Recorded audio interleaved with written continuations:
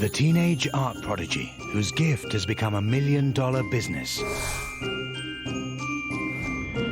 The real Rain Man with the biggest factual recall in the world. The child scientist who passed O-level chemistry aged 7. The unemployed accountant with the record-breaking memory. And the 10-year-old music prodigy ready to hit the international stage. 5 people, 5 extraordinary talents, 5 very different lives. Me and God are both in control of everything. I am absolutely, completely flat broke at the moment. I don't like the meaning of child prodigy. That's a very fun thing. You don't have to be handicapped to be different. Everybody's different. Welcome to the world of genius.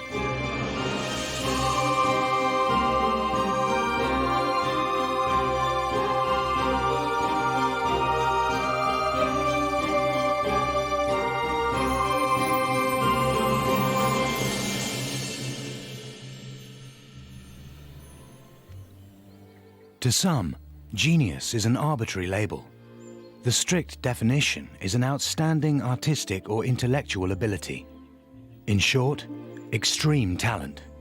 13-year-old Akiana Kromerik fits the bill perfectly, and she has a unique claim behind her gift. The earliest memory I could recall is probably when I was around 4 years old. One day I started having these very amazing and mysterious visions. His voice was following me, guiding me through these galaxies. And I asked him, you know, who are you? And I started calling him God. Akiana is an art prodigy from Idaho who claims that God told her to paint.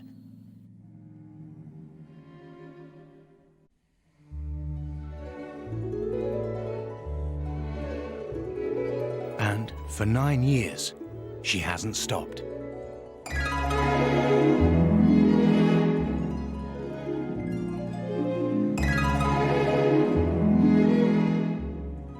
I like to say me and God are both in control of everything.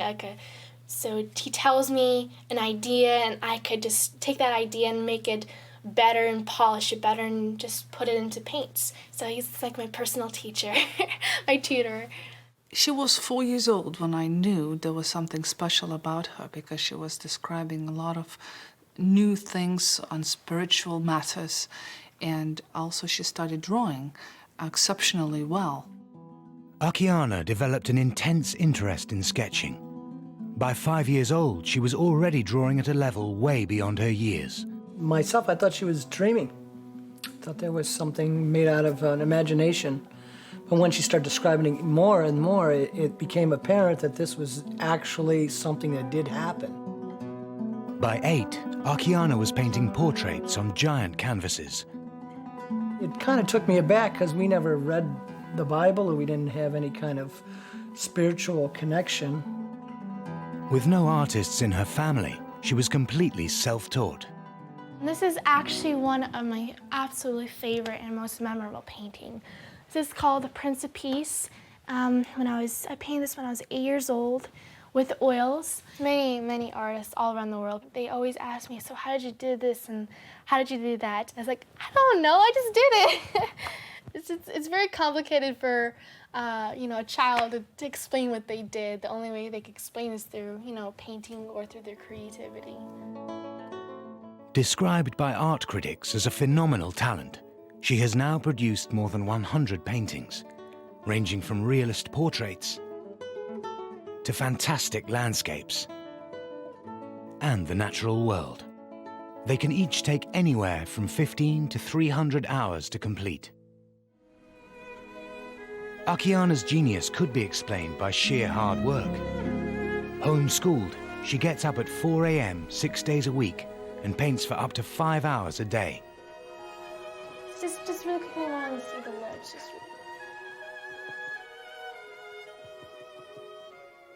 Sometimes there are days, sometimes when she's finishing up a painting, she might paint for 12, 14 hours.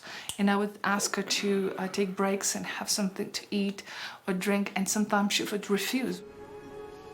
Akiana only studies the subjects she enjoys. She loves printing, publishing her books and poetry and art, and that's what she loves doing and let her do all day long. I don't ask her to ever do math. If critics say, no wonder she's a genius because she's devoting all her time for art, then it would be a better place in the world, that there would be more people who are interested in focusing their energy to the fields that they are interested in.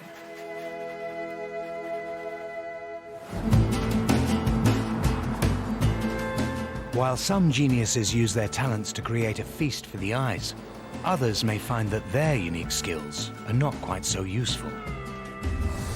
Ben Pridmore, an unemployed accountant from Derby, is perhaps an unlikely genius. But on today's shopping trip, he's set himself a challenge. Ben is going to attempt to remember the 13-digit barcode of every item in his basket. This means memorizing the order of 130 digits in just 5 minutes. Most of us can only remember up to 7 new numbers. Time for Ben to see how far he can go. Bacon. Bacon, 5000 192 014 187. Yep, that's right. Steak pie. Steak pie, that's 5000 192 264 360. Yeah, that's right. Ben is the UK memory champion and a world record breaker. I hold a record for memorising the most packs of cards in an hour, 27 packs. And also for binary digits, that's ones and zeros. I hold the record for memorising the most of those in 30 minutes, 4,140 digits. Garlic bread.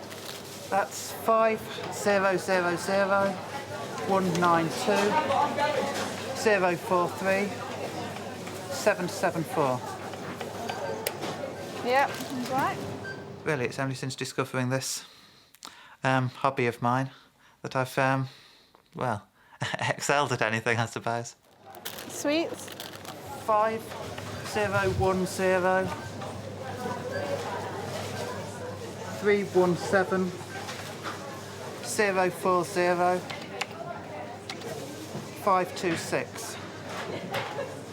Yep, that's right.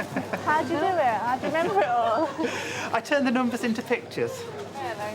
We Sherbet lemons here, where a lemon being fed to a Sasquatch, which is wearing a plastic mac, concealing a pack of sausages and a leg. How do you remember the numbers by that? In practice, people are either completely nonplussed by it or they think it's extremely cool. It's sort of about a 50-50 split. I think it's wicked. That is amazing, yeah. I can't even remember me shopping this some days. I'm one of the few people who find this kind of thing really fun.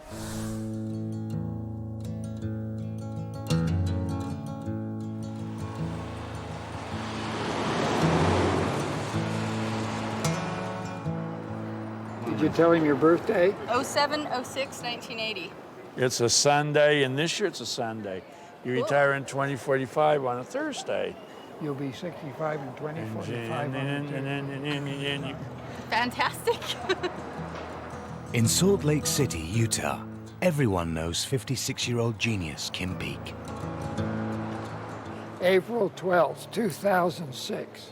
It's a Wednesday, and she'll be 2 years old on Saturday. And when can she retire? Good little girl. When you gonna let her retire? I'll hold her out until 2071 on a Sunday. Known by many as the real Rain Man, Kim was the inspiration for Dustin Hoffman's character in the Oscar-winning film of the same name. Brain damage since birth and a rare condition known as savant syndrome have somehow given Kim an ability to memorize facts and information that is without equal. Savant syndrome is a rare but spectacular condition in which somebody with a developmental disability, such as autism, has some spectacular island of genius that stands in stark contrast to overall handicap. For years, doctors have tried to fathom Kim's spectacular brain. I'm just going to ask you some general questions. Can I do that? Yes. Okay. Today, it's the turn of the world's leading expert on savant syndrome, Dr. Darrell Treffert. When did President Truman remove General MacArthur from his command? April 11th, 1951. When did Hong Kong return from British colonial rule to Chinese control? July 1st, 1997. When did Saigon fall to North Vietnam? April 29th, 1975. When Kim was 9 months old, the medical world said he would never walk, talk, or be able to learn. Proving experts wrong, he is now believed to have the greatest factual memory in the world, memorizing 98% of everything he reads. I keep thinking that pretty soon the memory full sign has to come up like it does on a computer, but it doesn't. He continues to absorb, and not only absorb, but also recall. What day was Easter this year? What was the date? It was March 23rd, and we won't see another one this early again until 2160. And we won't see it. When is the last time that we saw? 1913. Is that We right? don't see it. You folks should remember. So how many years before the next?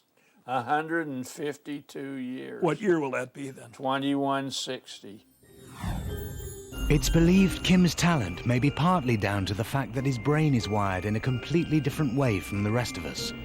Since birth, Kim's corpus callosum, the white matter that carries vital connections between the left and right halves of the brain, has been completely missing. But somehow, Kim's brain has managed to rewire itself in a unique way. This could explain his extraordinary genius. Now, what is the earliest that Easter has ever fallen? 1761, 1818, 2274. How do you figure those things out, Kim? How do you do it? By looking at my own heart and my own mind.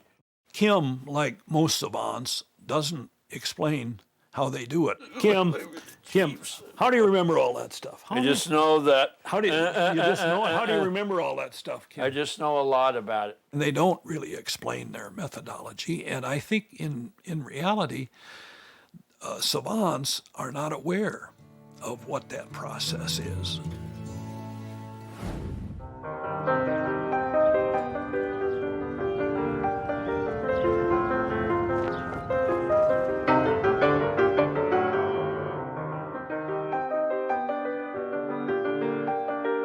Every time I look at him and when I see it, it is, I don't know, it blows me away. I look at him and I say, wow.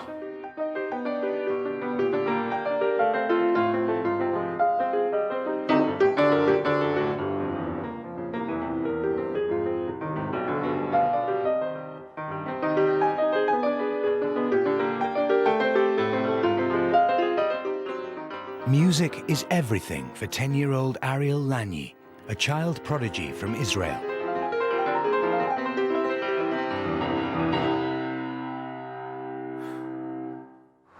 Ariel is more than just a pianist. He's a composer too. Oh, this could be an intro, and then there could be a totally This was different... there before? Yeah.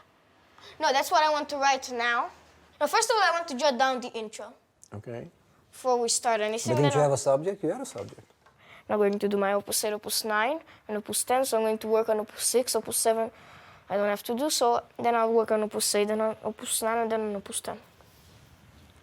His achievements are beyond, far beyond of any most gifted child that I've known. The question was, why do you take criticism from your teachers and not from your parents? And not from your mother. And not from your father either. Well, because my teachers are way smarter. Well, that's nice. That's a nice. Parents Gabby and Olga have raised their son in a home dominated by music. Ariel was destined to be a pianist right from the off. No, teachers? We were negotiating for a piano when Olga was pregnant with Ariel, and she said, "Well, why are you so anxious about it?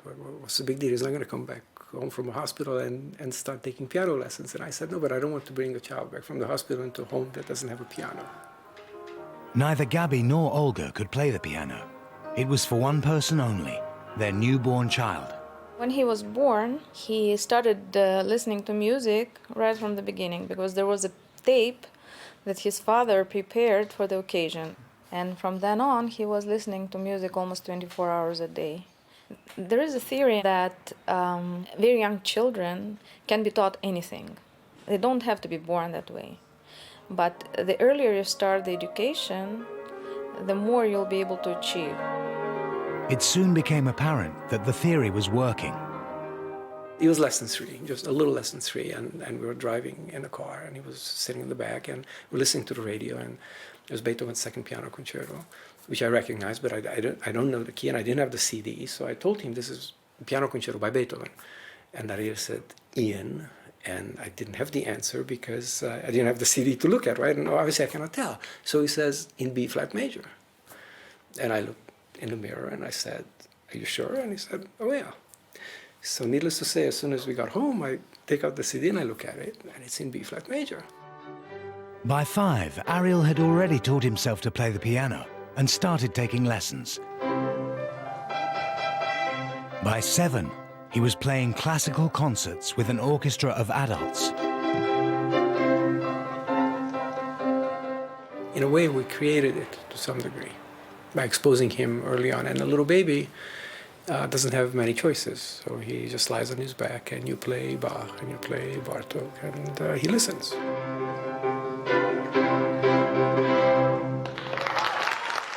Ariel is now firmly on the path for a life of music. But although showing a talent way beyond his years, he's wary of being labelled. I don't like the meaning of child prodigy. Because child prodigy is basically someone who can play fast. And not more than that. Not understanding music, just playing fast. And how are you different? Because I understand the music, I analyze. Are you a pianist or a musician? A musician. And are you a genius? Not yet. I will be one day, but not yet. While Ariel developed his gift from an early age, others find greatness much later in life. But it doesn't always reap rewards. Ben Pridmore started out on the path to genius in his mid-20s when he began training himself to memorize decks of cards. I held the record for memorising a pack of cards in the quickest possible time, 26.28 seconds. From just a single glance, Ben is able to recall every number and every suit in the exact order in which he saw them. Ready?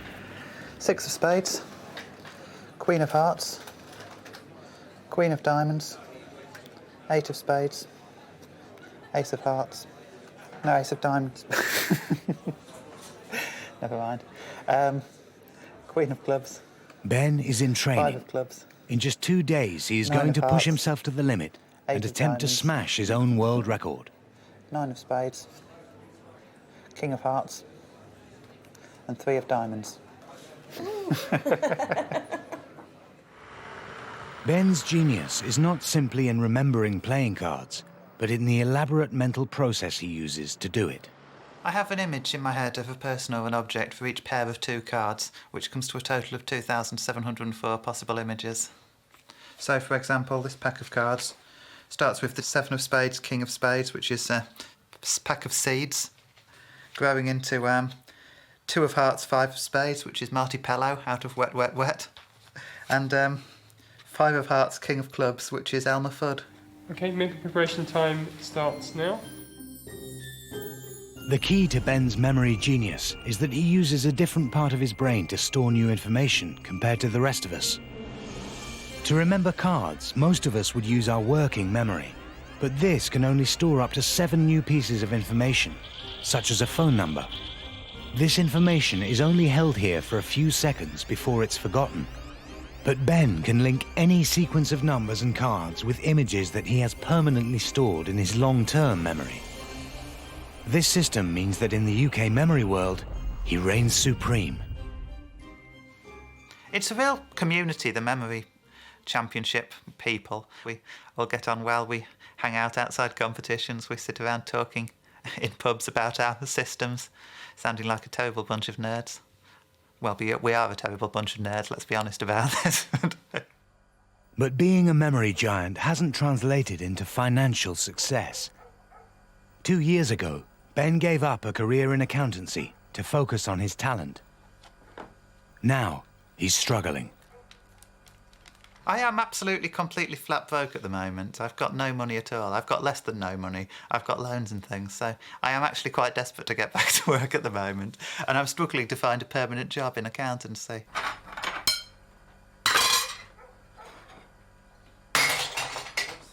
People tend to assume I'm a naturally brilliant person, which I deny absolutely. I'm a bit of a thicko, really, in a lot of ways. I just have an interesting hobby, possibly because I've got too much time on my hands.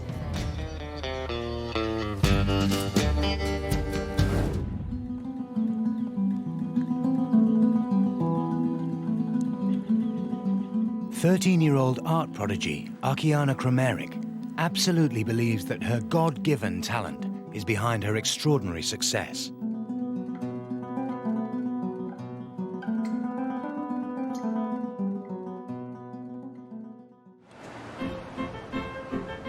Today, at a local gallery selling prints of her work, she has come for a meet and greet with some of her fans. Have you ever had any visions of heaven? Yes, actually, for a couple years, since I was 4 to 7 years old, I had constantly visions of heaven, and I use those visions and I paint them. When I'm thinking that, you're at your age and you're already, so established in this industry, I look up to you. Thank you. That's a very inspiration to me. Thank you. She's really been in touch with another dimension that is not common to our normal human experience. It's definitely projected. She's like a projector from God onto a canvas. An artist since the age of 4, this is no mere hobby for Akiana. Her prints alone sell for thousands of dollars. At home, she is the sole breadwinner, with her parents and brothers carrying out specific roles in her business. Being the main moneymaker in the house is a great responsibility, but actually when I paint, I just don't feel like I'm making money, I'm making the business, but it just feels like I'm having fun with the painting. But Akiana's genius has made her family rich. Since it's slow now and the economy's kind of a little flattened out, I probably do, or we do, I should say we, 50 prints a month. Now, a print is $1,800 US dollars to $3,100. On top of the $100,000 plus a month they make from prints, every so often they sell an original. Well, the most originals are between 100,000 and 300,000. Our highest one sold is 175. And that was a challenge. That was the one with the horse in the middle of the pine trees with in the snow. And it sold to a rancher down in Texas. We try not to sell the originals. She has control, because all of this you see here is all hers. So when she's 18, this is hers. I walk out of the picture and I do something else. And the fruits of Akiana's labor? A new $1 million family home. She'll be painting in this area here. We'll have her probably easel here. I don't know if an easel on this wall or easel on that wall. But we also gave her a little kitchenette where she'd be able to have her daily coffee or tea, wash her brushes. But is this a normal childhood for a 13-year-old girl?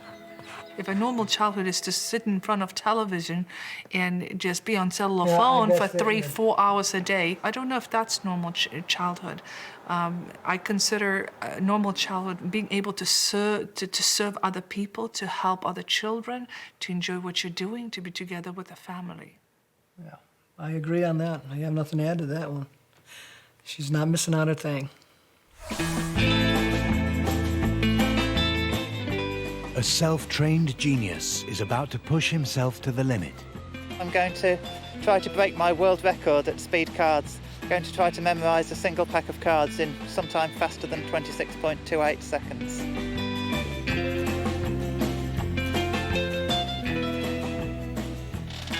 No, sorry. But things aren't going quite to plan for the UK memory champion. Pushing it too much in the middle, I lost track of all the images. Ben has done this before. He's very experienced. His current record is around 26 seconds, and we're very much hoping that he can push it down and give us all a tremendous shock.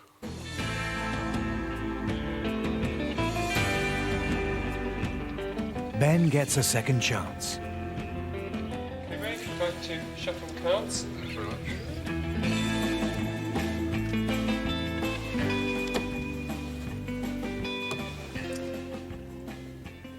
You want to ready? Go.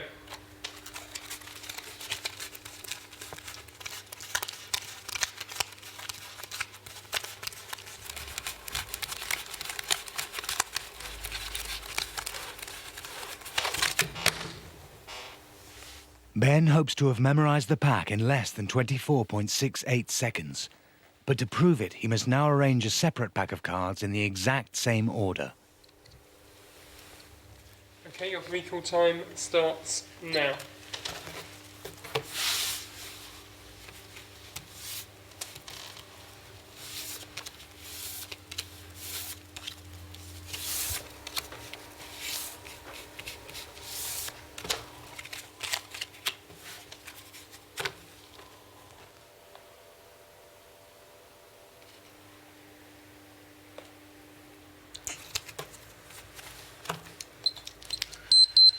That's my best guess anyway. To decide it, the two packs must be compared card for card.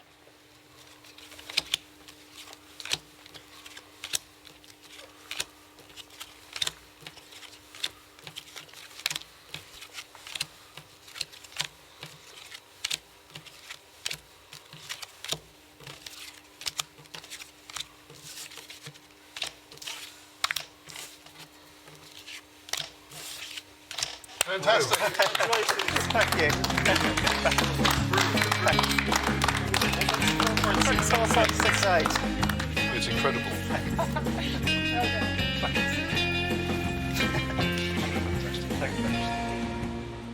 I did it, yeah. 24.68 it was in the end, which is just about exactly the kind of time I was hoping for. Oh, that was amazing. I mean, my God, he's broken the 4-minute mile for the brain. We started out with a puppy teaching a lesson to a Maori who was holding a microphone over a necklace owned by Nassim Hamed, who was using a pair of tongs to hold up a bag of sherbet, pouring it into a sieve. It's an objective test of how fast it can be done. And in that sense, it's unbelievable. In front of an auctioneer who was selling a tentacle which was growing out of a superhero in a suit of armour who was planting a flag in my dad's old garage. Simple as that. Simple as that, in 24.5 seconds. In Israel, it's 9 p.m. on a Thursday night, and 10-year-old musician Ariel Lanyi has a gig. At the tender age of 7, he branched out onto the jazz scene.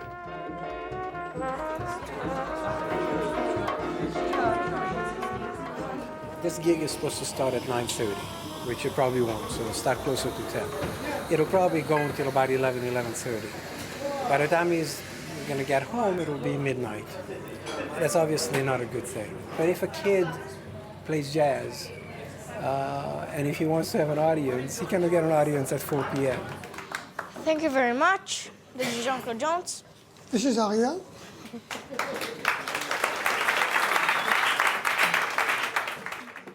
But can a child of 10 handle the strain of such a late-night gig?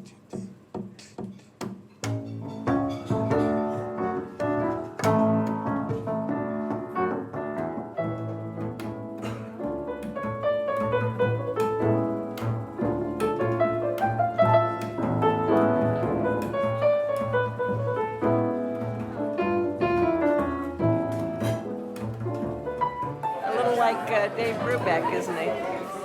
Very, very good. But a child, he's just a little boy. It means crazy nights, it means strange life.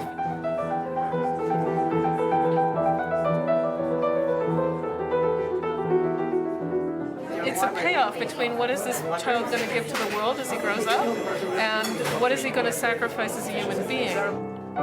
As the set continues, the late night starts to take its toll.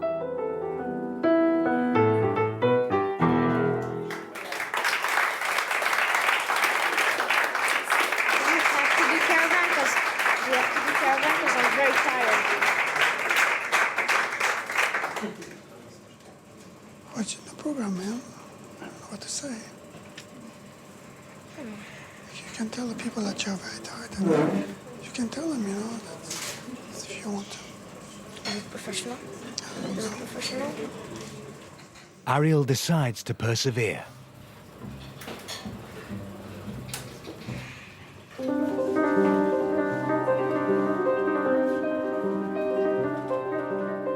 It's now 10:30 p.m.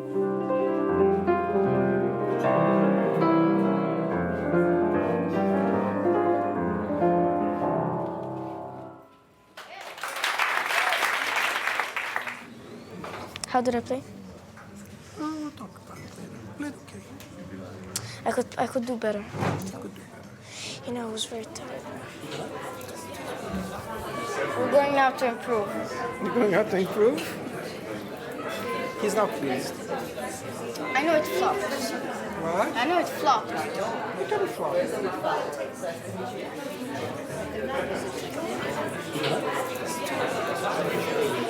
In exactly 6 weeks, Ariel makes his European debut at a jazz festival in Italy. Don't film me, don't film me. Could it be too much too soon?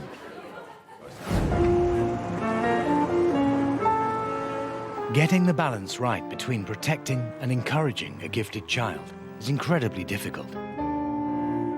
But in Singapore, Valentine Corley is determined that his 8-year-old son, Einan, reaches his full potential.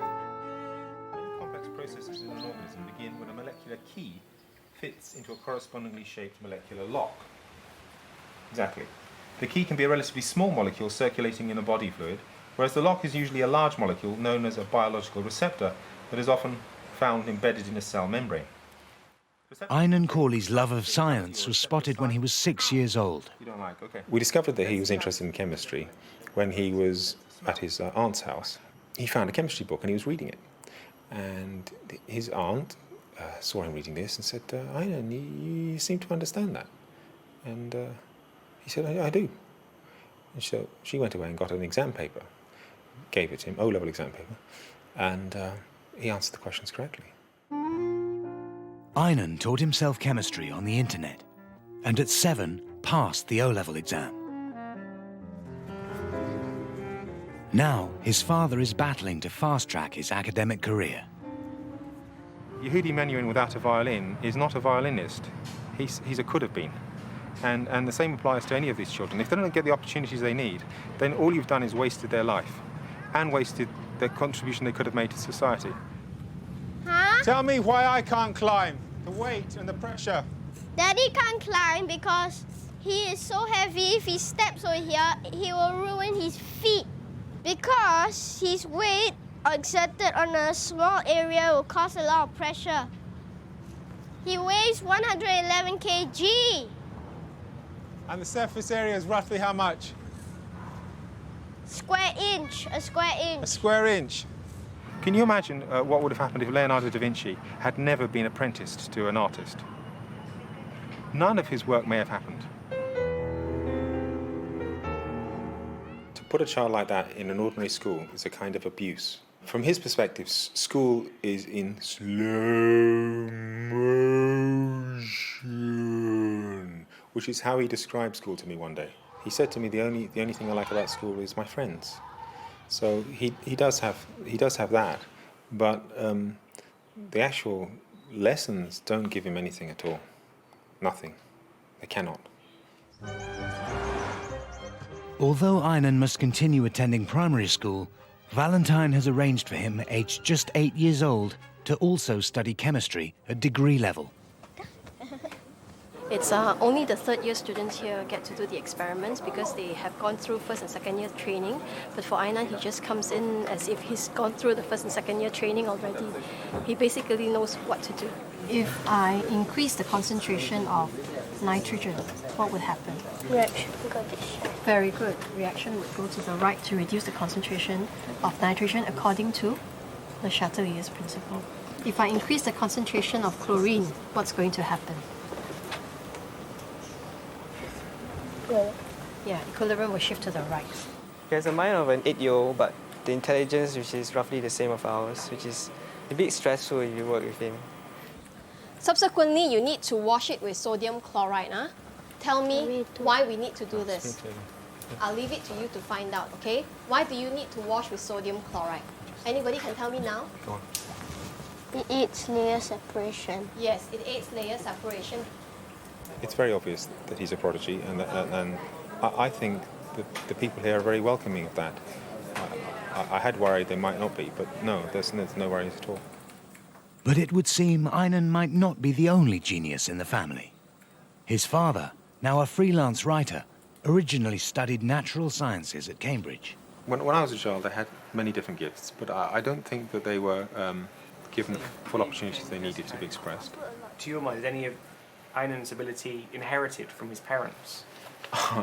Yeah, I would say so. The funny thing is that his scientific interests parallel my own, age for age, as a child. He starts expressing interest in chemistry at 6. It's the same age I became interested in chemistry. Okay? So it's the same pattern, and yet we didn't guide him in this pattern, we just let him be. And he chose the same path. It's easy for a child in that position to end up frustrated.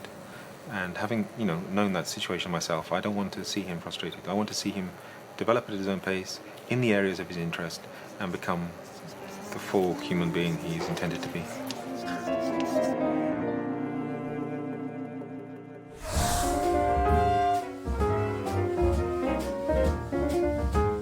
Where are you from? I'm from Davenport, Iowa. And what's the area code there? If you're a 3, it's 563. If you're a 7, it's 309. Prodigious savant Kim Peek is a walking encyclopedia, having memorized over 12,000 books. When did England become England? It's been that way since 827 under Egbert, and then Athelstan defeated the Danes at Brunanburh and united the country. In what year? In 933. Good.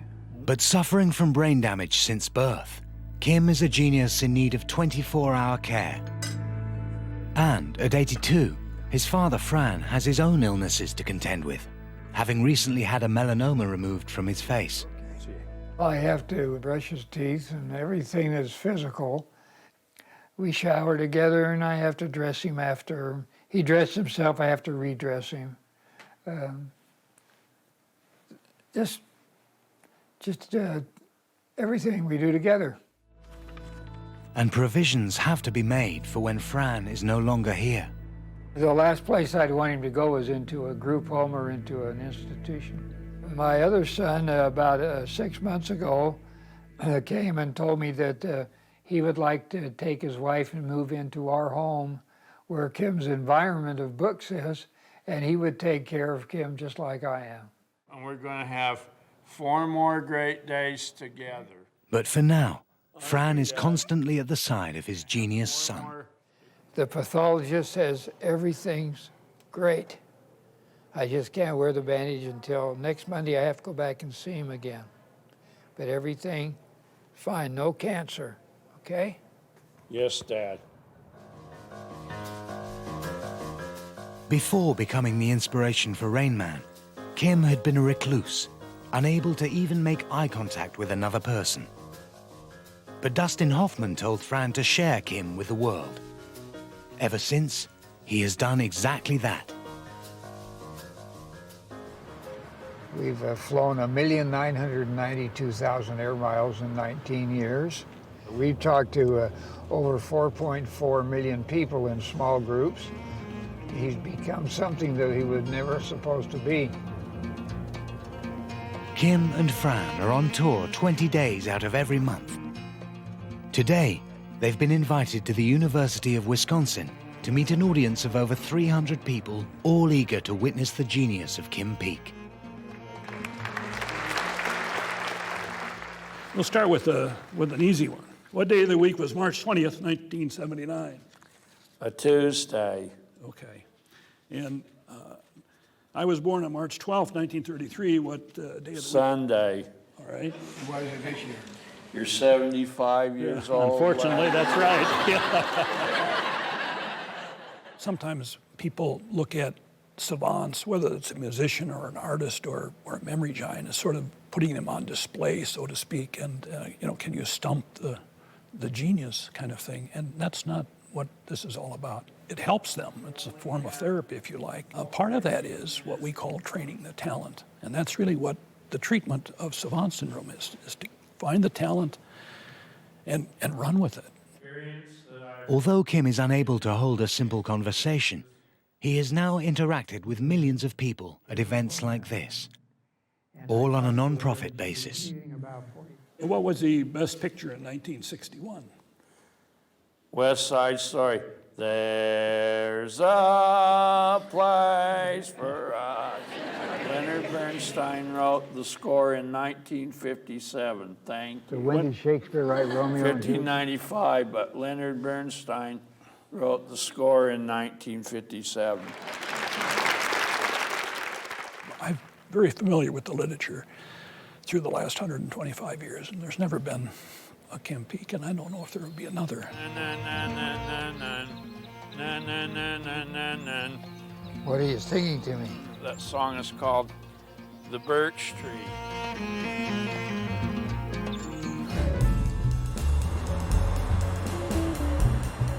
Vicenza, Italy, and 10-year-old musician Ariel Lagny has been invited to make his European debut at a prestigious jazz festival, but he's feeling the pressure.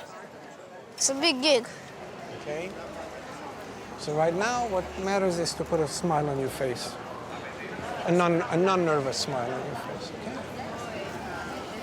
okay? This is a real jazz festival with big names, and he is playing alongside known people, so he's very, very nervous. We just hope that he will revive before the concert.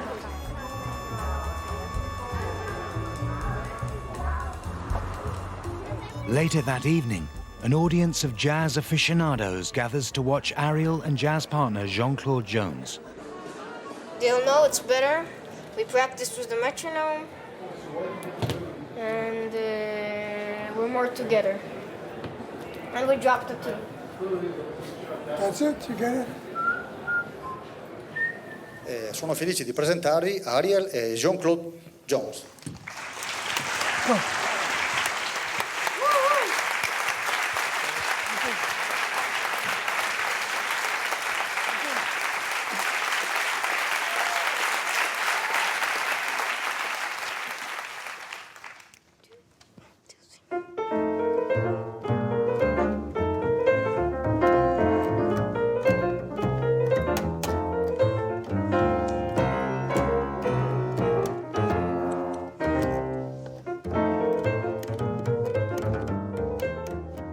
Dad Gabby is in the wings throughout.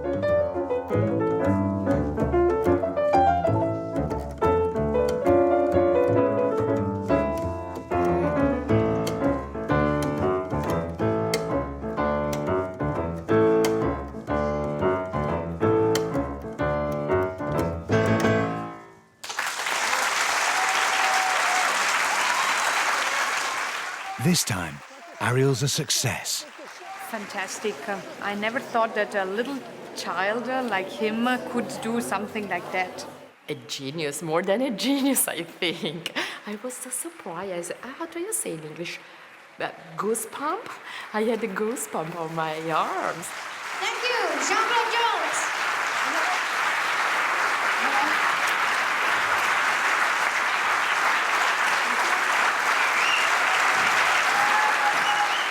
How's the gig?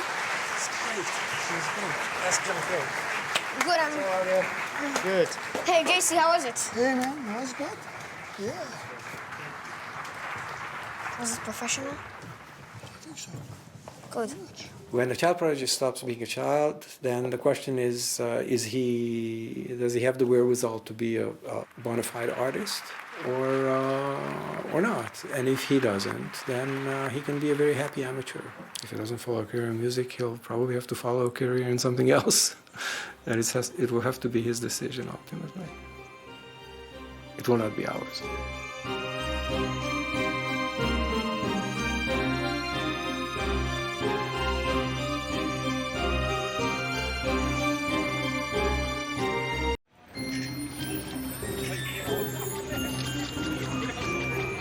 Imagine what it's like living in a giant's world. Midget, midget, midget. You're just known as the midget. You have no other identity. With everyday tasks beyond your reach. I hook it onto my pants to push my pants down.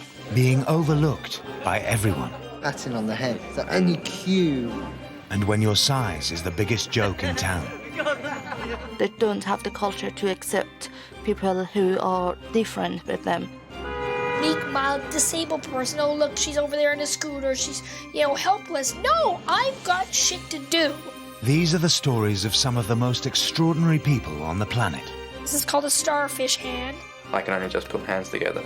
They are the people who will never grow up. 7. My feet are like little miniature teddy bear feet. But want to live like the rest of us.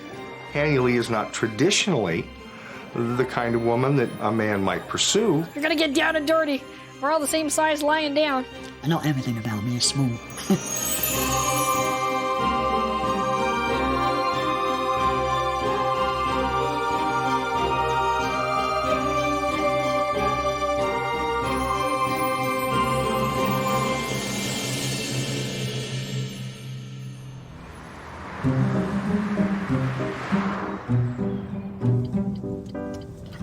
If I was going to be small, it was a good thing to be the actual smallest and not just be a small person. So, personally, I wish they picked on someone else. Michael Henbury is officially Britain's shortest man. At a mere 2'11", he's the same height as the average 3-year-old child.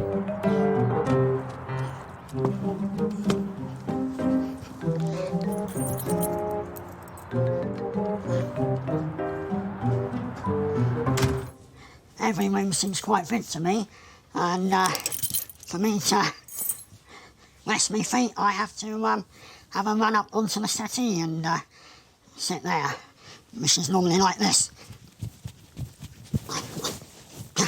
Voila.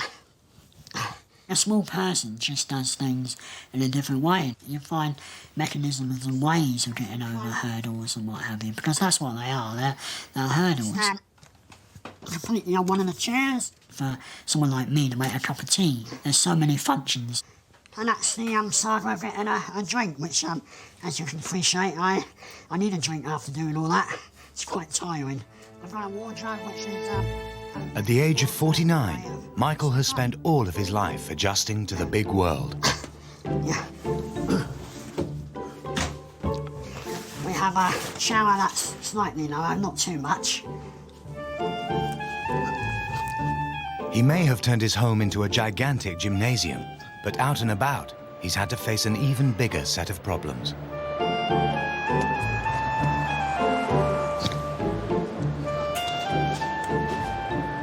Fortunately for Michael, modern technology has come to his rescue in the shape of his mobility scooter. But there are some things that even technology can't solve.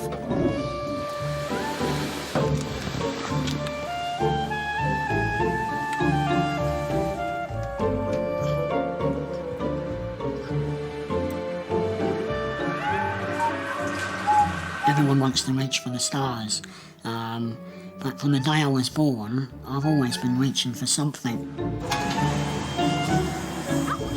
When Michael was born, they just said, leave him, don't take him home. Forget I had him. But I had him, and I wasn't going to leave him. Michael was one of a pair of twins. Both his parents unknowingly carried a gene giving either son a 1 in 4 chance of dwarfism. His brother Malcolm grew normally, but Michael wasn't so lucky. When I went to my secondary school at the age of 11 and a half that it really started hitting me, you know, that the kids were sort of like already 5 foot tall when I was still way back at 2 for 11. The first day the deputy head saw him, she nearly had a fit because she just couldn't visualise somebody as small as that. I said, oh, as long as the lads, they used to grab his arms underneath and his feet would go up the stairs because they had to change rooms. Nothing stopped him. No, I can honestly say I've never been bullied in my life. So. Some of the friends used to fight in class to sit next to me, which was quite a nice feeling, really. That's it, thank you very much. Michael has diastrophic dysplasia, a rare skeletal condition with symptoms that include short limbs and spinal curvature. It means he has feet the size of a 1-year-old and tiny 3-inch hands that can't be properly clenched. It can also cause degeneration in the joints, meaning the sufferer risks losing mobility with age. Luckily for Michael, his job at the Southampton Customs and Excise Office is entirely desk-bound. Obviously, when you first meet him, it's a surprise. After, like, you know, a few hours in his company, you realise that he's no different to anybody else.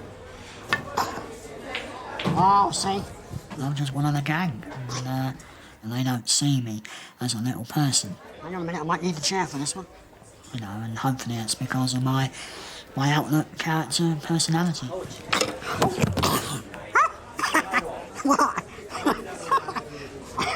That was a party trick. At 2'11", Michael may be the UK's shortest man, but he is a long way from the world record. Today, Craig Glenday, the editor of Guinness World Records, is on his way to meet a 19-year-old who claims to be the smallest man in the world. I've arrived here at Heathrow Airport on the first stage of a very long journey, I guess, to find a very small man. About 6,000 miles away, hopefully, in a very small place called Ho Hot. And then in Mongolia, there should be a very small man at 2.5 foot.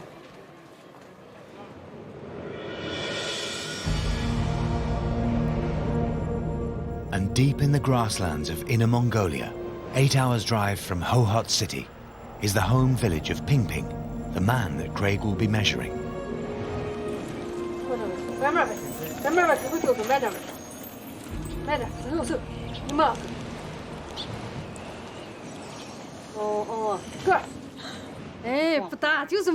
When Ping Ping was born, he wasn't big at all. We just couldn't understand it. He was only half a kilogram.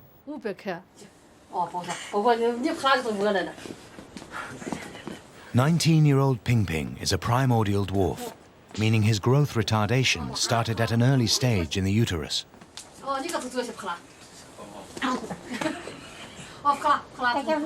He now weighs just 8 kilograms, the same as an average 1-year-old.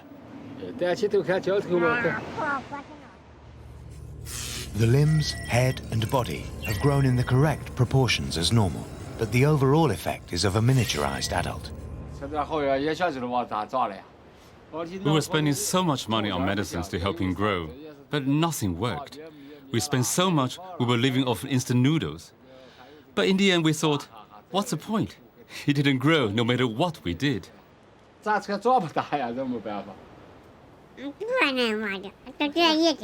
It's an incredibly rare condition that affects less than 1 in 10 million people. As well as extreme short stature, its characteristics include a high squeaky voice and the likelihood of deformities in at least some of the joints.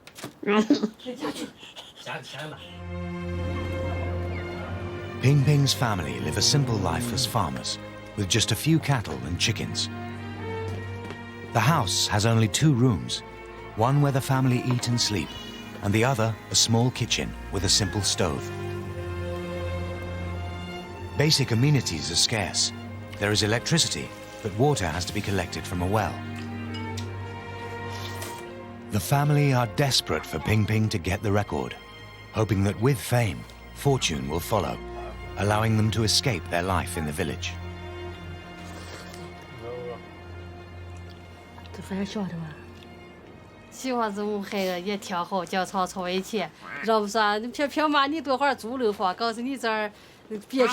really hope my son can go to the outside world, Many people say to us, well, why not go with your son and then you can eat good food and live in grand buildings. You can leave this place behind and enjoy a rich and happy life.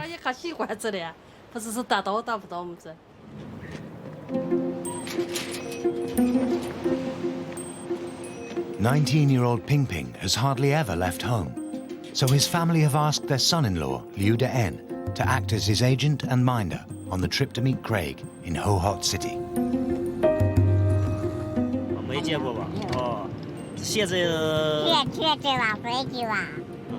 I'm excited about the record because it means I can leave home and maybe even fly on a plane and visit some foreign countries.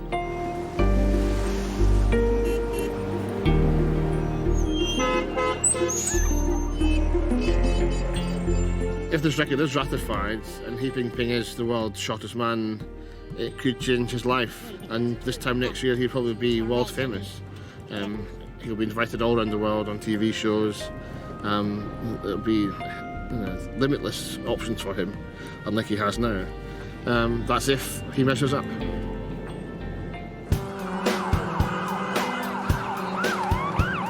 At 3'6", the world seems a tough place, and being at the mercy of bullies is just part of growing up. Midget, midget, midget. You're just known as the midget, and you have no other identity, so it takes on a very negative connotation.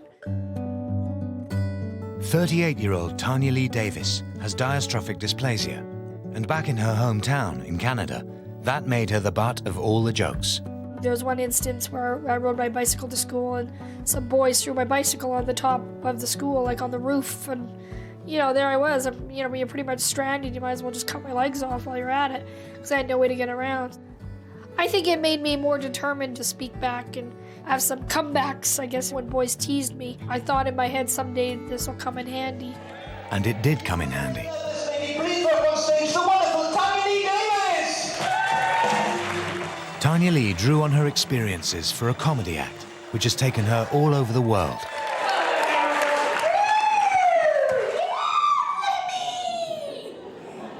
That's right, check out the tits of the 5-year-old.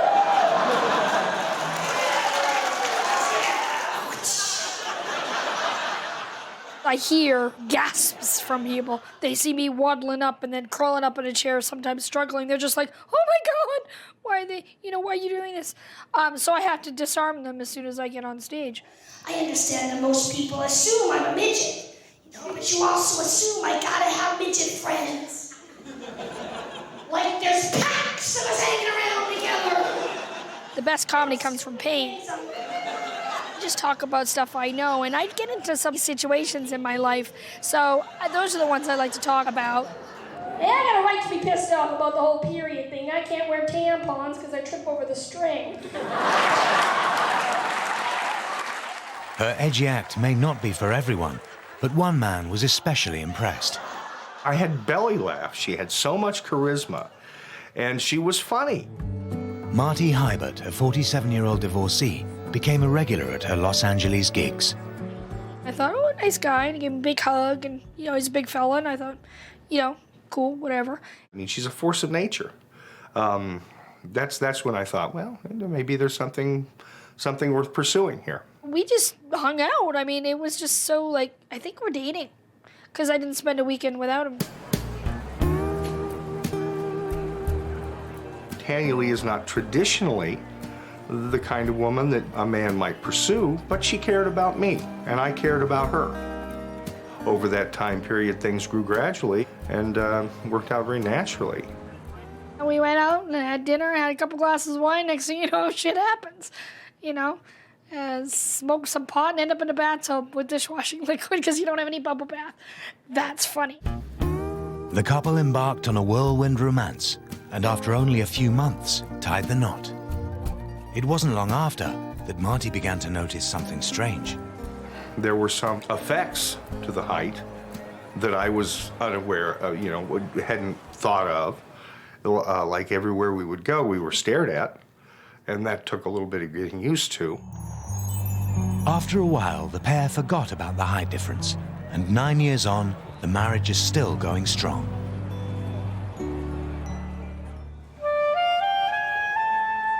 For Britain's smallest man, the quest for love wasn't quite so smooth. At the age of 35, Michael Henbury married another little person. But after 3 years, the couple went their separate ways. I regret having a failed marriage behind me, but it wasn't a bad split at the end, but it was one of those where the love just wasn't there anymore. She loves me not. After having no luck on the dating scene, Michael decided he needed to look elsewhere to find his perfect match.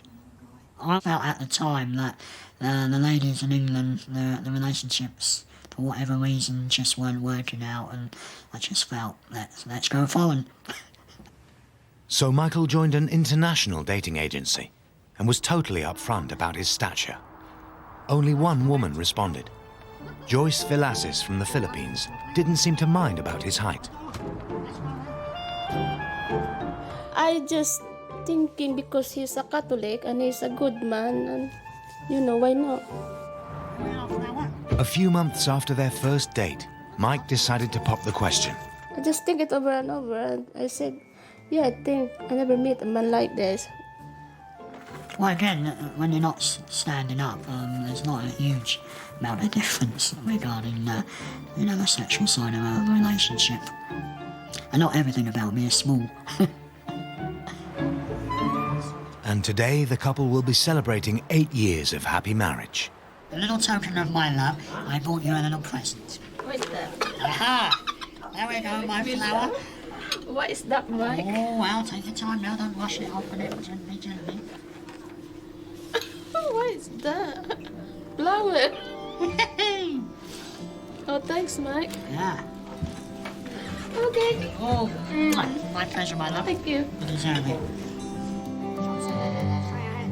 A year after the wedding came another happy event, the birth of their perfectly normal-sized son, Joseph.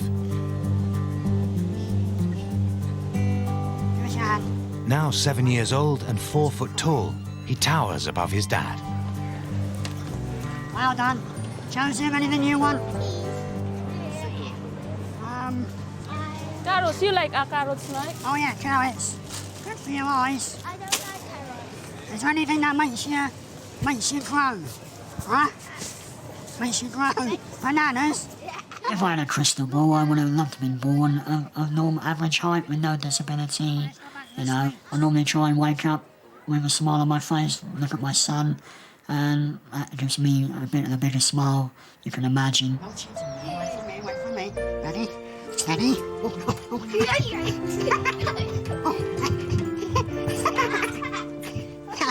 You beat me.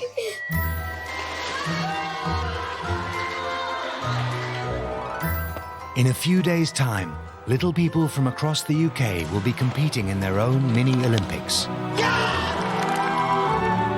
It's the 2008 Dwarf Athletics Association Games, where the standard ranges from absolute beginners through to world record holders. The most coveted medal of all will be for the 100 metres sprint, and all eyes will be on one man. 20-year-old Ollie Clark.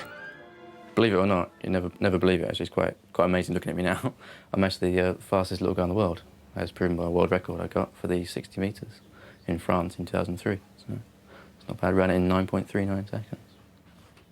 If you don't believe me about the record, I've got it up here. Look, proof of my winning is this trophy and the world record. All spangly and shiny, lovely.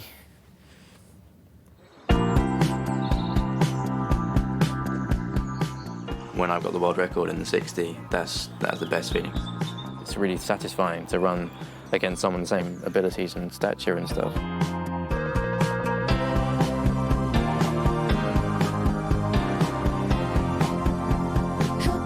The fastest little person on the planet may have the 60 metres record in the bag, but will he be able to step up and shine in the 100?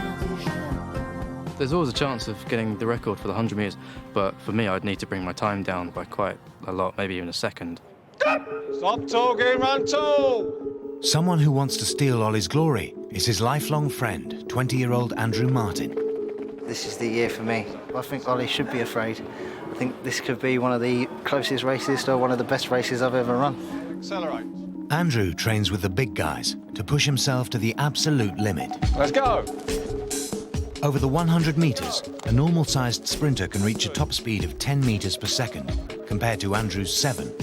And with much shorter legs, he will take 75 strides instead of their 40. If Andy beat me, I wouldn't show my face in public. I know I'd run and hide for a while. There are more than 200 types of dwarfism, but Andrew and Ollie, both 4'6", have the most common form, achondroplasia, where the limbs are short in comparison to the torso, which is a normal size. There are a few basic characteristics of the achondroplasia condition. Start with the face. You have a longer lower jaw, usually, no bridge to the nose. The eyes are wide set apart. There's a larger forehead area, so I can't straighten my arm. That's one thing. Average person can reach, I don't know how far above their head, but I can only just put my hands together. And some people I know can't even manage that. They can just about get their hands there. Often there's a definite curve in the back, which leads to the larger behind area. So we're carrying an average size torso and average weight on top on smaller legs, so it's a lot more stress on our legs.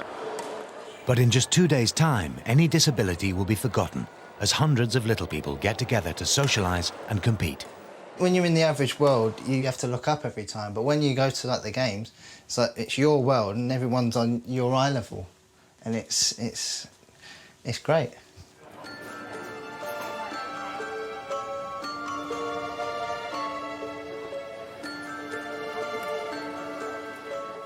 Shopping for clothes when you're only 4 foot tall can be a challenge. I like this one, but don't really like the print. Azi Zahed from Iran is also going to the games to compete in the swimming events. And today she's looking for something to wear for the all-important final night party. It might not be long enough. No, it's not. I really want to have the right clothes, look my best for the big event. Also because it might be a chance for me to find my right person, Mr. Right. It's a nice dress, but then, as you can see, it's a bit too long.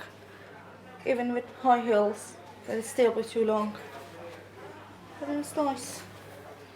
Having failed to find anything that fits, 25-year-old Azi now has to revert to the children's department.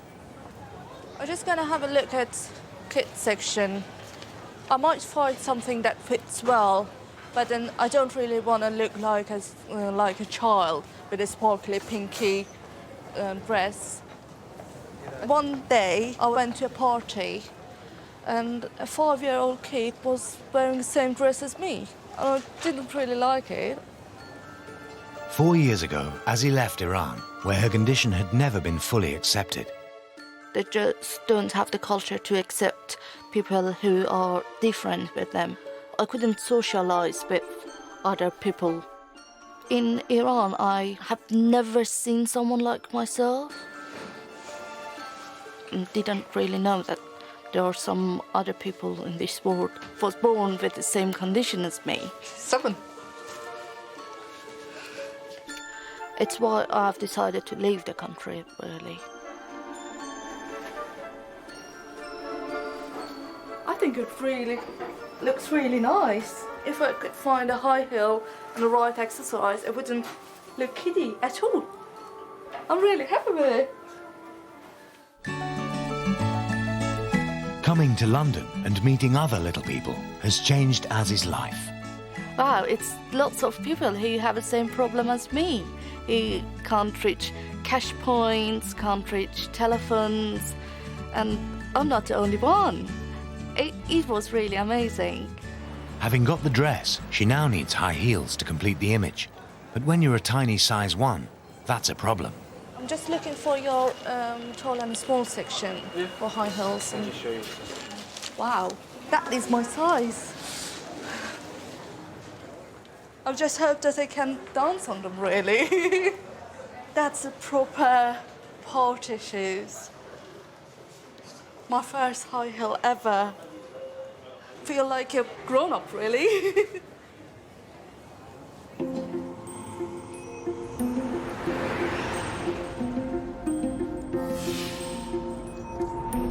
As the sun rises over Ho-Hot City in Inner Mongolia, it's the start of the most important day of 19-year-old Ping Ping's life.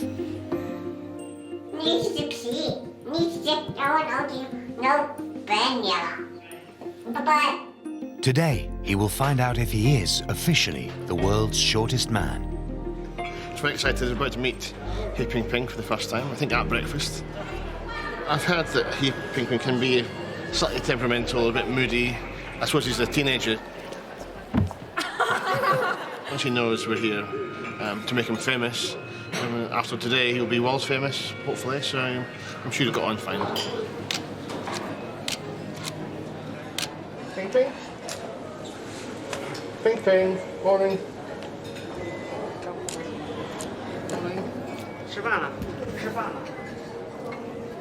Morning. We're taking your photograph today, not you taking ours. Ping Ping. Obviously, I've seen photographs of Hey Ping Ping before, but to actually meet in the flesh, there's that initial reaction you have, which is, oh my God, this is amazing and almost unreal. The human spine tends to contract slightly through the day, so Ping Ping will need to be measured 3 times over 10 hours and the average taken. Craig has organised the sessions to happen in the local state hospital, where a team of doctors will be present to ensure an accurate reading.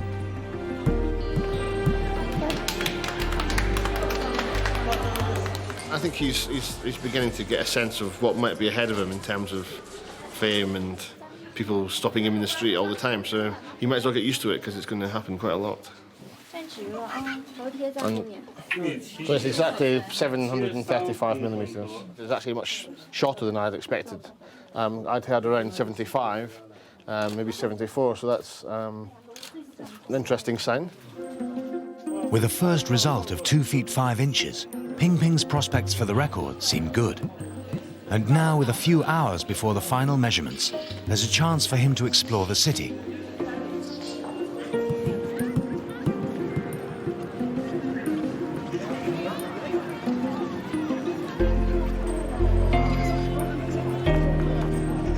But how will Ping Ping adjust to suddenly being the biggest show in town? From his point of view, it was terrifying to see all these kind of huge bodies surrounding him all the time. You feel very protective towards him because he's worried he's going to just trample on him at any moment. If you're not looking carefully, you might just squish him underfoot. It's not good.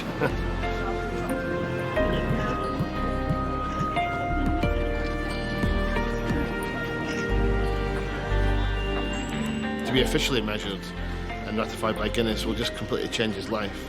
His family will realise that he may become a bit of a cash cow, but that's what comes with sort of the fame and notoriety of being a Guinness World Record holder.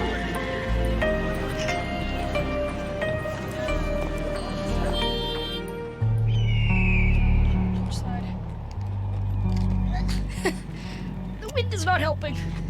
3'6" stand-up comedienne Tanya Lee Davis is back home in Las Vegas, where she lives with her husband Marty. 1, 2, 3. Woohoo! I'm the king of the world. Marty's the best. I'm treated like an absolute princess for one thing. He loves me unconditionally. He's extremely patient. Hold on to me. Repositioning, ready? You know, sometimes I wonder I don't deserve him. I guess it's just nice that you can have somebody in your life that loves you no matter what. Sweet. Oh, wow. But the couple face an uncertain future. 38-year-old Tanya Lee has a spinal condition which is gradually paralyzing her. Today, she's making a 250-mile trip to LA to meet a surgeon who will attempt to halt the process. Come on. Hello. How are you? Dr. Michael Kropf is one of America's leading experts in spinal surgery. I feel like things are going downhill. I'm really uncomfortable all the time, sitting, standing. Let me take a look at you. Can you stand up totally for me? That's about it. Tanya Lee has spinal stenosis, a debilitating arthritic condition common in diastrophic dwarfs. Here, bone deposits compress the spinal cord and trap the nerves that lead into it. Well, Tanya Lee's case is one of the worst I've seen. I have treated probably hundreds of little people over the last 10 to 15 years, and hers is one of the most difficult, complicated that we've seen so far. You've got pretty tremendous degeneration in here. If she doesn't have surgery in the next few months, she most likely is going to be in a wheelchair permanently. So basically what we're going to do is take the rooftop off each individual vertebral body here and open up the spinal column and creating a bigger opening for the spinal cord. And that's a lot of levels. Oh, gosh. The worst case scenario is if the surgery doesn't work, she could be paralyzed. I mean, it's a very risky surgery. Your incision's going to go from here down to the top of your pants. Excellent. Oh, it's never easy with my body, I tell you. I don't know. I think I've done pretty well so far, but it always seems like there's something else popping up. Oh, well. Tanya says we should have a will made up, and that's scary.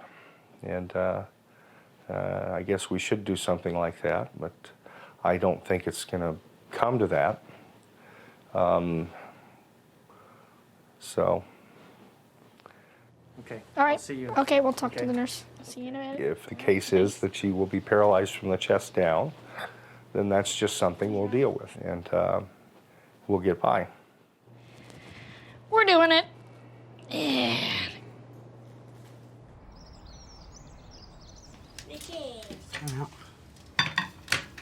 Cheers, Joyce.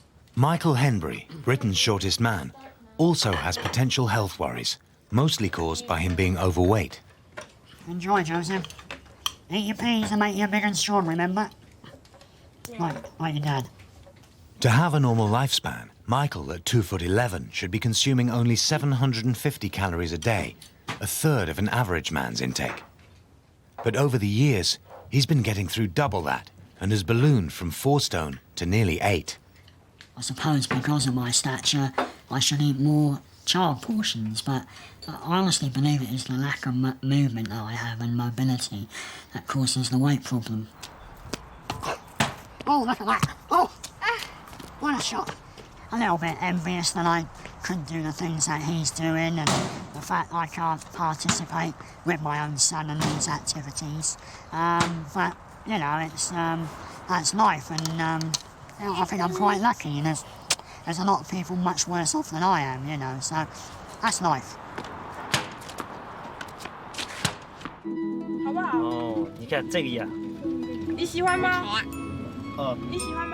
Ping Ping's health is also a concern. Primordial dwarves rarely live much past the age of 30, and Ping Ping isn't exactly helping his situation. He's even insisted that before the final measurements, his brother-in-law should take him to stock up on his favorite brands of cigarettes. Ping Ping is a heavy smoker, and during this trip, he's been getting through up to 30 cigarettes a day. I'm not sure I totally agree with the smoking. I mean, I think a third of all cigarettes in the world are smoked in China, and he's doing his bit for that figure. Straight. Okay, stand straight. Yeah, we're on 74. So there goes my theory of getting shorter during the day. He's actually got taller. But that's why we do the 3 measurements, I guess. Over the course of today, we've come up with a total average of 746.1 millimetres, which is a new Guinness World Record. So congratulations.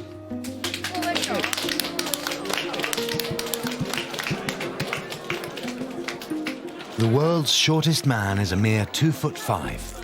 It's the news the crowd have been waiting to hear. The beginning of what will be a long, kind of strange road for him, I think. That's what comes of being the world's shortest man. He is a superstar.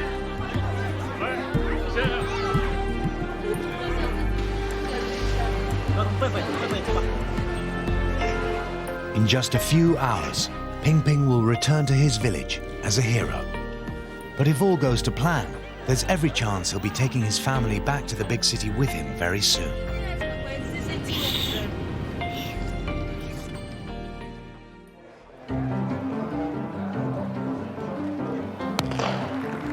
It's the opening day of the Dwarf Athletics Association Games. Over the next 48 hours, more than 100 little athletes will do battle. The main stars of the show will be Andrew Martin and the fastest little person on the planet, Ollie Clark. You just want to do well because you think they're cheering you on, so you want to do well for them. Showing people as well that we mean business. We're not here to muck about. We're here to be serious. It's a serious job. So yeah, it's a good feeling. It's a buzz, I suppose. It's just being back. No, it gives it a warm feeling through.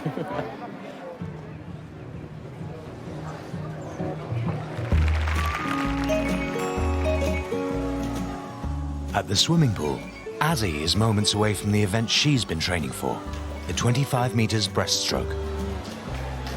I'm very excited and a bit nervous, and my race is the next one. Excited. I found the Dwarf Athletics Association through my friends. It was a new world. It was a new life. That was the first time when I swam with someone who was same as me, and that was amazing. That was just wow.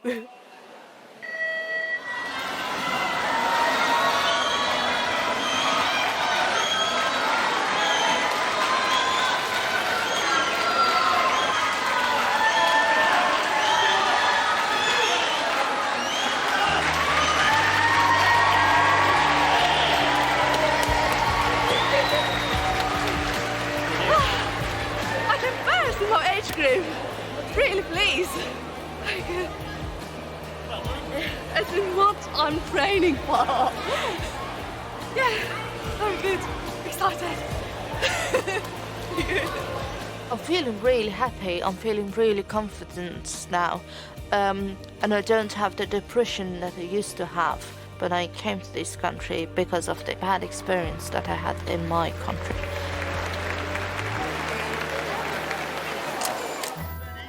Back on the track, it's the men's 100 meters. Andy has been training all year to take Ollie's crown, and this could be his moment.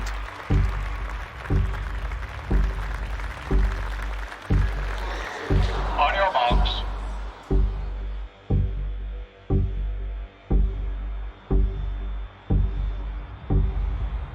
Set.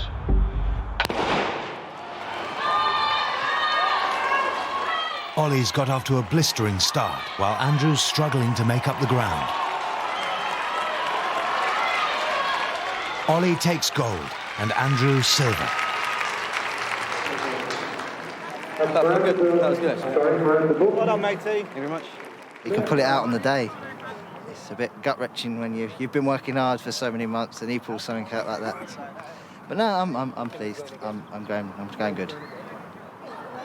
I've done it in 16.2, which is a bit slow, really, to be honest. I thought I was hoping for a 15, so 16.2 is a bit disappointing, but I'm still the fastest in the world at the 60 metres. Still got the world record for that. Hasn't been broken, as far as I know. 100 metres, got a bit of work to do on that. Got a couple of seconds to scrub off, but I'm still fastest race times in Britain. In first place, Ollie Clark.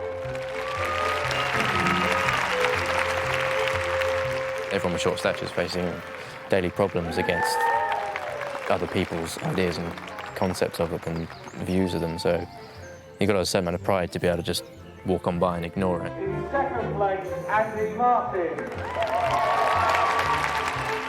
People will say, would you want to be tall? And like, well, no, not right now, because I was average height. I probably wouldn't even be doing sport right now.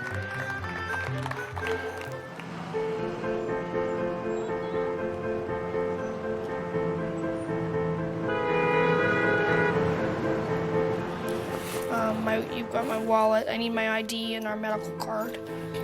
It's in here. There it is. In Los Angeles, it's the day that Marty and Tanya Lee have been dreading. This morning, she will face a 6-hour operation to try to halt her paralysis. I'm just kind of trying not to get too emotional about it and keep my head together and just plan on waking up in a couple hours. So I feel like a deer in the headlights. You know, you know this is coming. You know, and right now the moment's here, and it's just like, you know, shock. You know, you just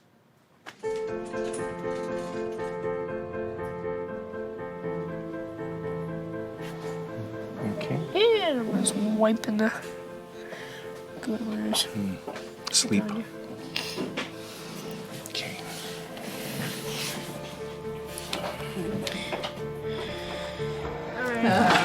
That'll be one. Get out. All right. All right, love you. All right, love you. Surgery on a little person is complicated by their size. For Tanya Lee, at 3'6", the amount of anesthetic required is the same dose given to a child. You basically are doing a large person surgery in a person that is half the size. You know, how much surgery can she get away with? We're going to be watching her neurological status with spinal monitoring throughout the procedure. And if at any time during the case there's any kind of a loss in her spinal function, we'll be able to see that, and we'll stop the procedure.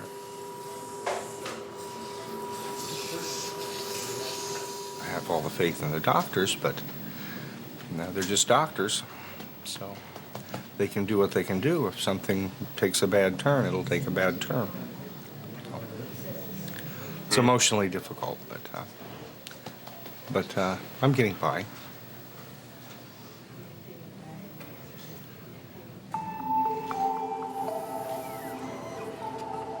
Tanya Lee's 6-hour operation is drawing to a close, and for Marty, the agonizing wait will soon be over. She has this positive attitude, and something rotten happens to her. She's convinced it's going to turn into something good, and it does. Maybe that's something she's also learned as she's grown up.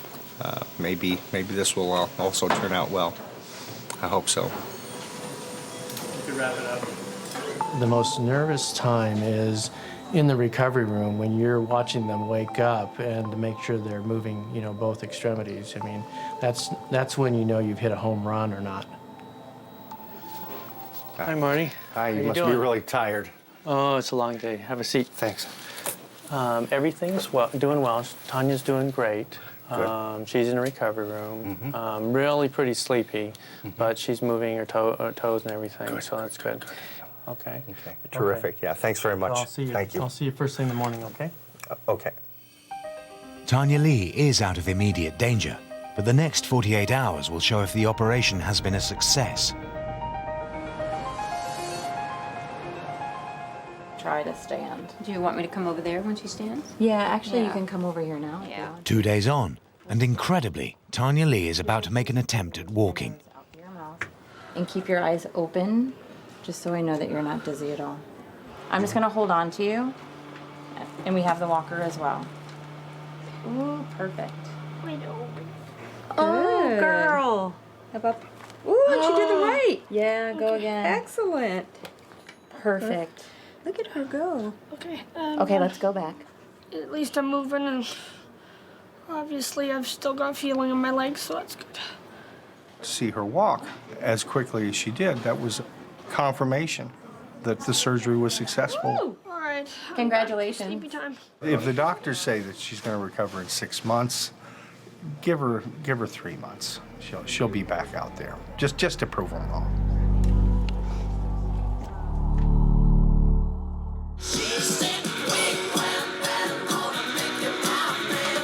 In Birmingham, it's the end of the Dwarf Athletics weekend, and time for the final night disco.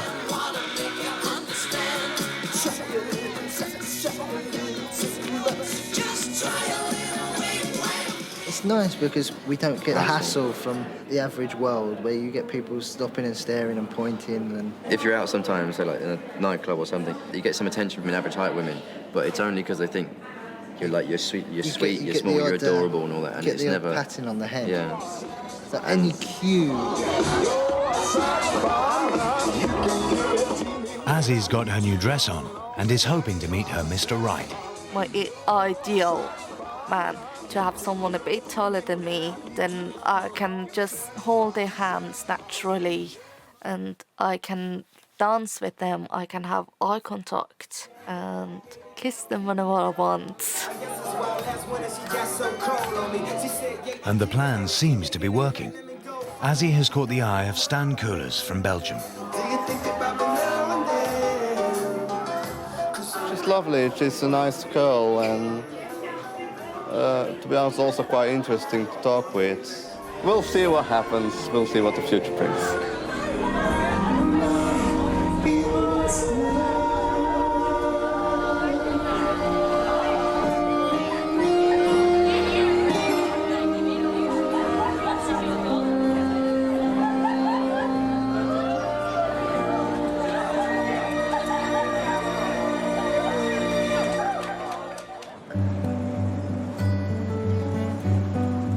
In Las Vegas, Tanya Lee is back at home recuperating and is hoping to be back doing stand-up by the end of the year.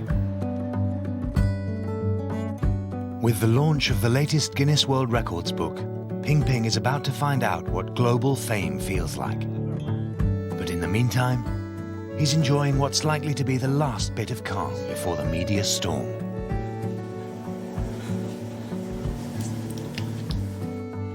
One, two. Michael, who's turning 50 this year, has started a new health regime and is continuing to look on the bright side of life. 8, 9, and there we go. Thank you, son. I'm assuming we've all been put on this earth once. Me having a chip on my shoulder or being bitter about what I haven't got. Where will it get me in life? I seriously don't think it will get me anywhere. And my philosophy is make the most with the hand you're dealt with, really. And that's the exercise for today. Thank you. And thank you, Joseph.